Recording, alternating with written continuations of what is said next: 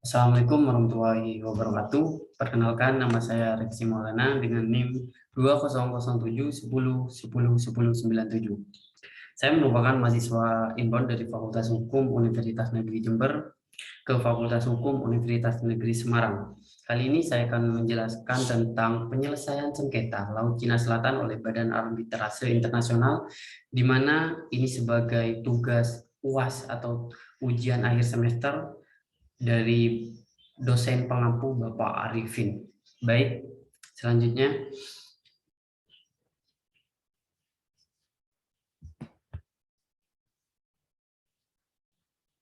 Selanjutnya yaitu latar belakang. Latar belakang ini yaitu hubungan internasional antara negara dengan individu atau negara dengan organisasi internasional tidak selamanya berjalan dengan baik. Seringkali hubungan itu menimbulkan sengketa antara para pihak yang menjalin hubungan internasional. Manakala hal tersebut terjadi, hukum internasional memiliki peranan yang tidak kecil dalam penyelesaiannya. Hukum internasional berperan untuk memberikan cara bagaimana para pihak yang bersengketa dapat menyelesaikan sengketanya menurut hukum internasional. Sengketa internasional adalah suatu perselisihan antara subjek-subjek hukum internasional mengenai fakta hukum atau politik di mana tuntutan atau pernyataan satu pihak ditolak, dituntut balik atau diingkari oleh pihak lainnya.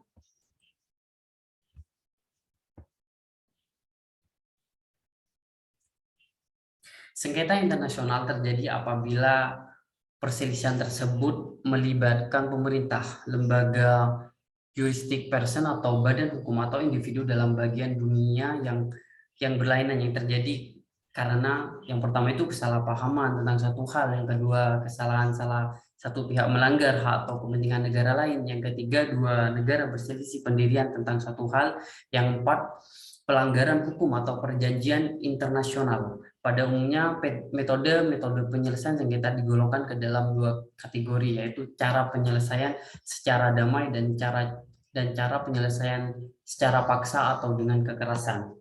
Next. Penyelesaian sengketa melalui arbitrase, yaitu yang pertama yaitu institutionalized, merupakan penyelesaian oleh seorang arbitor secara terlembaga yang sudah berdiri sebelumnya dan memiliki hukum acaranya dan akan tetap ada meskipun perselisihan yang ditangani telah selesai.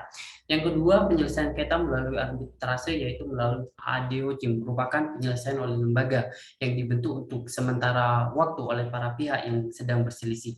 Badan arbitrase sementara ini akan berakhir tugasnya setelah putusan atas sengketa yang ditanganinya itu keluar.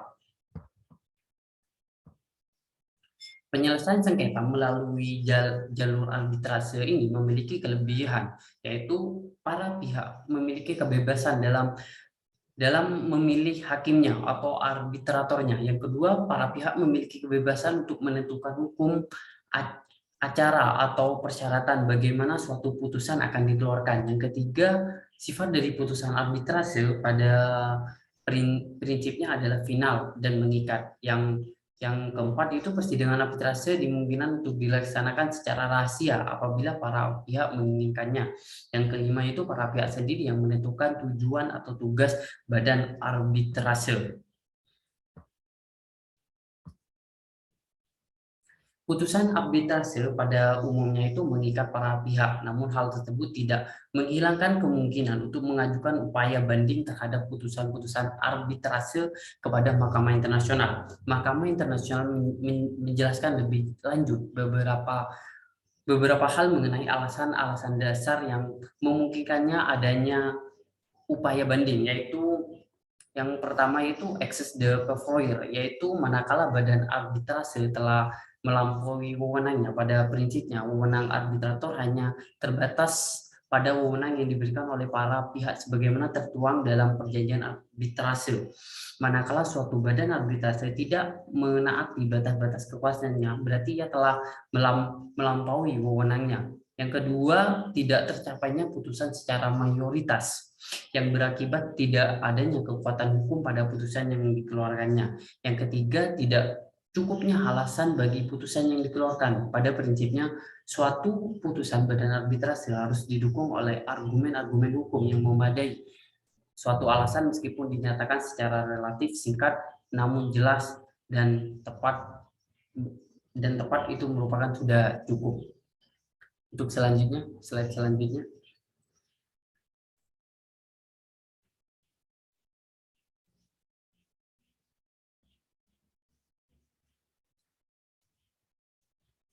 Selanjutnya yaitu tentang posisi kasus di mana pada 2013 Filipina mengajukan keberatan atas klaim dan aktivitas Cina di Laut Cina Selatan kepada Mahkamah Arbitrase UNCLOS atau United Nations Convention on the Law of the Sea pada tahun 1982 di Den Haag, Belanda. Filipina menuding Cina mencampuri wilayahnya dengan menangkap ikan dan mereklamasi demi membangun pulau buatan. Filipina berargumen bahwa klaim Cina di wilayah perairan Laut Cina Selatan yang ditandai dengan 9 garis putus-putus atau Nindes Line bertentangan dengan kedaulatan wilayah Filipina dan hukum laut internasional.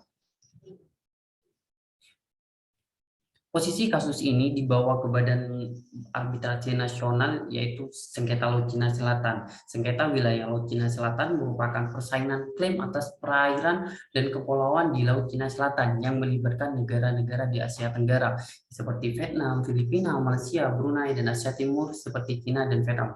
Sengketa ini mengacu pada klaim antara negara-negara terhadap kepulauan Spratly dan Pareles sekaligus wilayah perairan 12 mil laut lepas garis pantai di sekitarnya sesuai dengan peraturan United Nations Convention of the Law of the Sea. Adanya sengketa ini menyebabkan negara-negara terlibat dalam berbagai permasalahan diplomatik hingga konflik bersenjata. Next selanjutnya.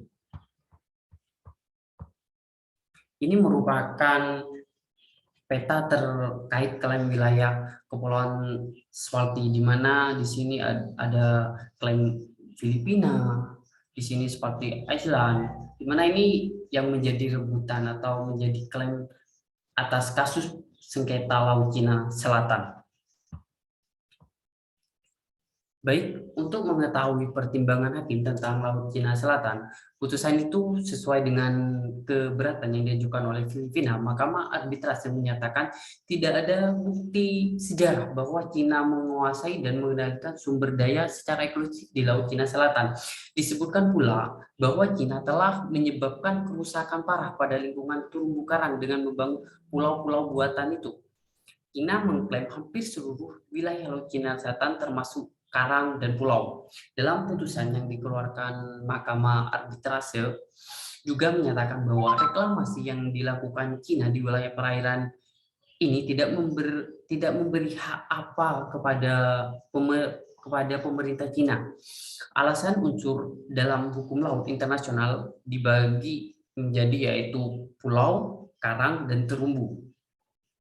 Dan pada intinya dalam putusan yang dikeluarkan mahkamah menyatakan yang pertama itu reklamasi pulau yang dilakukan Cina di perairan ini tidak memberi hak apapun kepada pemerintah Cina. Yang kedua, Cina telah melakukan pelanggaran atas hak-hak kedaulatan Filipina dan menegaskan bahwa Cina telah menyebabkan kerusakan lingkungan di Laut Cina Selatan dengan membangun pulau-pulau buatan. Sekian video penjelasan dari saya, kurang lebihnya mohon maaf. Wassalamualaikum warahmatullahi wabarakatuh.